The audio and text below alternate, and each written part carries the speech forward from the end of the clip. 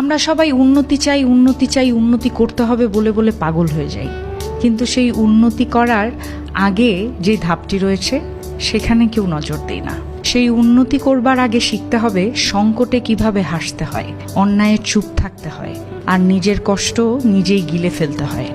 উন্নতির আগেই দরকার মানসিক পরিপক্কতা। উন্নতির স্বপ্ন সবাই দেখে, কিন্তু কজন জানে সেই পথটা কতটুকু কাঁটায় ভরা থাকে।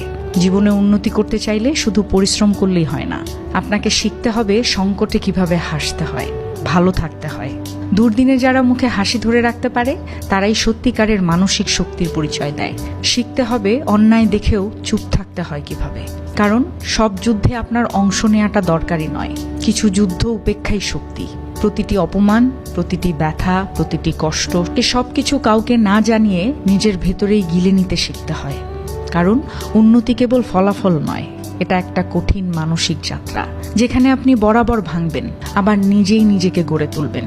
তাই বলি, উন্নতি চাইলে আগে শিখতে হয় সহ্য করতে, নিজেকে নিয়ন্ত্রণ করতে, আর নীরবে শক্তি সঞ্চয় করতে। বিশ্বাস করুন, এই নীরবতাই একদিন আপনার সবচেয়ে জোরালো আওয়াজ।